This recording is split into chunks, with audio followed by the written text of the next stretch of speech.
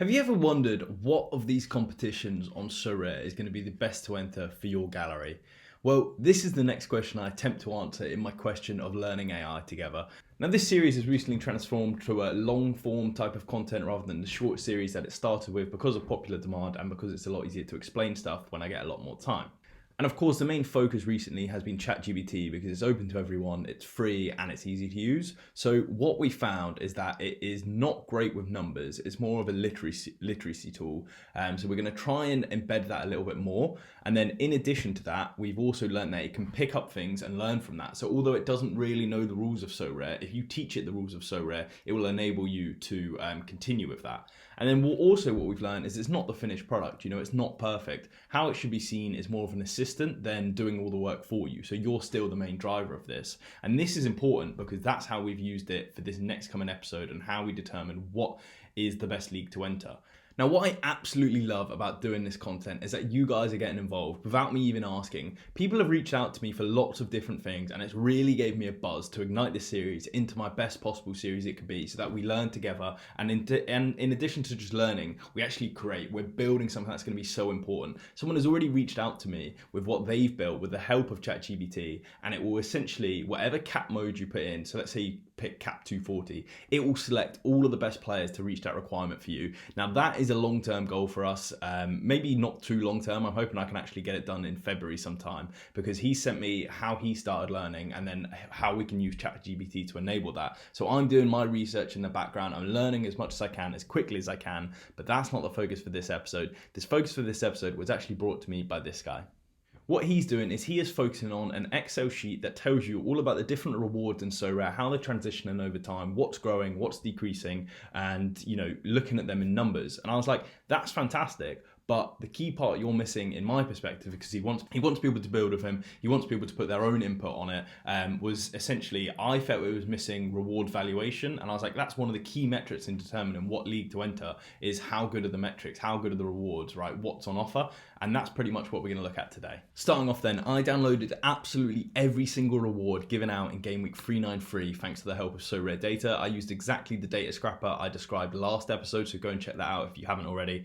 But it took a little while, but there's about 11,000 rows of data. I've uploaded it into Google Sheets and I've used some formula as described last time just to make it a little bit cleaner so we can get the reward, the valuation, the tier they're in, and key what league they're in. And this is all for Game Week 339. It's not perfect, but what I'll try and do is update that data as time goes on and we can get a more better picture, especially in the upcoming game weeks where we've got these new cap modes. This is more just personal preference, but I copy this data as text into a new sheet, so that enables you to do any kind of sort of calculations you want without messing up the formula. So for example, we've made these into numbers so they can sum easily, and then we've added a cute little drop down, and essentially you can pick any division you want. So let's look at under 23 limited, and what it will do is tell you the count, right? So how many different rewards were given out in that. And I think that's the metric that a lot of people use in general because you can see that on Sorare's site, but what you can't see is the value associated with that. So then you can see the value and then you can see the average value. So if you're finishing in a tier 0 in under 23, you're looking at about 0.188. Compare that to say All-Star, you're getting 0.092. So it's not a surprise that under 23s are more desirable, they're more rewarding than All-Star, because All-Star you can play anyone, under 23s they're more niche, they're more specific, and you have specific players you need to play, and that's why these people are so expensive. Looking at the limited division, I added every division and then their average value given out. So you can see Specialist Limited obviously gave out the best limiteds, but this is where I did find the first issue with my data, and something I'm still trying to solve is that Specialist Limited is miles higher than everything else because their tier 0 was probably most likely a rare, and it doesn't differentiate. This is just what was given out in this division. It doesn't account for two scarcities given out in the same scarcity. So we have to focus on that, and that's the key example of why a tier 1 in Specialist is worth more than a tier 0 in under 23s, because the tier 1s are rare, whereas the tier 0s are limited. So we'll have to work with that, but it doesn't degrade from the point at all. What you work out is that Specialist Limited is without doubt the most rewarding league to play, but that is not it. Now, doing this in the limit division was all fun and well, but that is just very niche and very specific to a few people. What about if you want to be more broad? Well, I accounted for that and I showed you the total value of every different division, right? So it's not perfect because you might be thinking, well, unique is all the way down at the bottom, and that's probably because of the Sorare data reward valuations. I'll need to check that, but essentially I'm just ignoring the uniques and maybe even the super rare divisions because their values are so hard to determine because they very rarely get sold.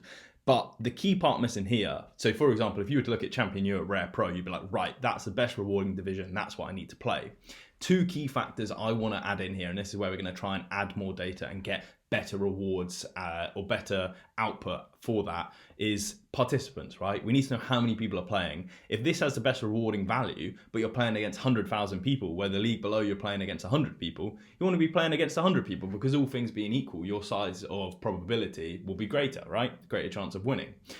Also, which is probably a bit too complex for now, is how big your slice of the data is, or how big your slice of the pie is in that division, ignoring equals. How dominant do you think you are in that division? Are you trying to fight up? Are you trying to punch up as an underdog on a budget gallery? Or are you the big dog? Do you have absolutely all the best cards and you just want to see how much you can extract from that division without it taken away from maybe some of your divisions that you could enter higher up? And I think some of you at home will be thinking, do you know what? That is really cool. That's something I couldn't make. And you might also be wondering, how is this related to AI at all? And what I'd say is that I know Excel fairly well, but I don't know it perfectly. And I think you could have done it if you didn't know Excel at all.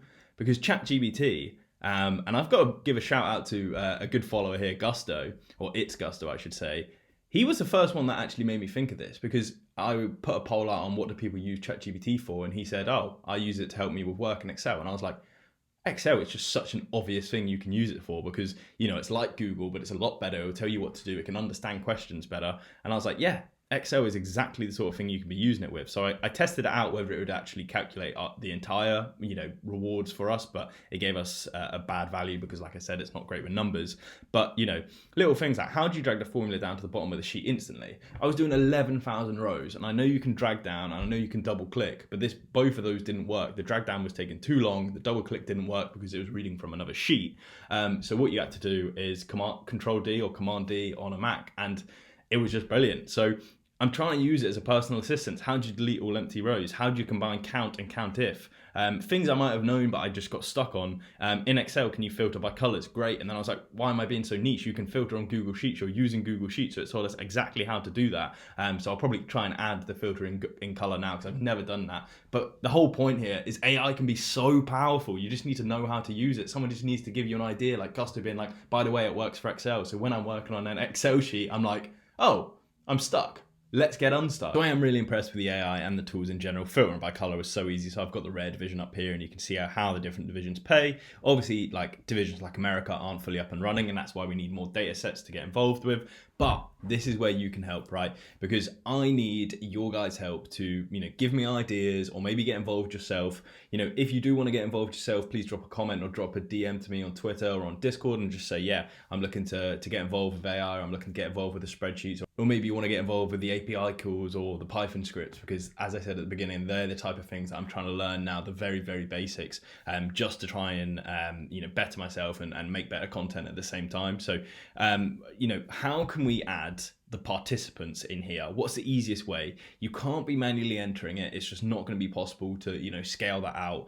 The relative strength of your club, anyone with any ideas, drop a comment below how you think you could denominate your team's strength compared to everyone else's.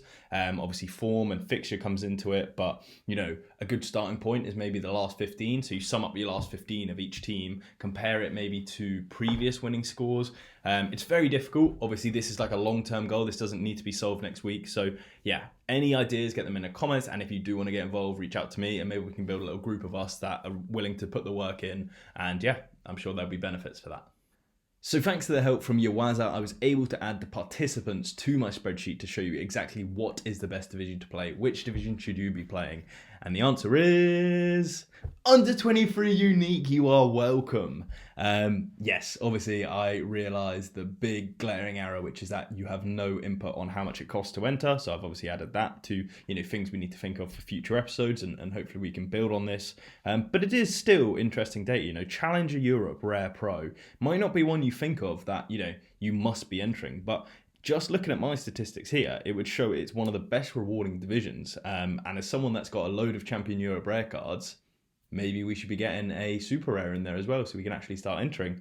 Interestingly, there is all of the limited visions pretty much at the bottom as well, so it would show maybe they're overpopulated, or it's kind of what Sorare would want in the fact that it's more of like an entry division, you know, a little bit of fun and entertainment. And as you move up through the divisions, you've got to be better at the game or willing to risk more at least.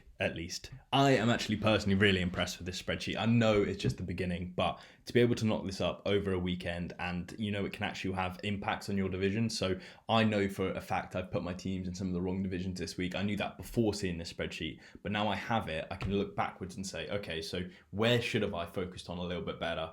It's easy in limited because specialist everyone knew was the best division because it had a rare tier 0 in it, but the change up to remove specialist will really mix things up. So as soon as the cap division's ready, I really want to look into that data and check it out. If you want to know that as well, please subscribe to the channel and let me know what you thought of it. Drop it a like if you did enjoy this, you found it helpful, or maybe you found it interesting. And yeah, all the best to you. Cheers.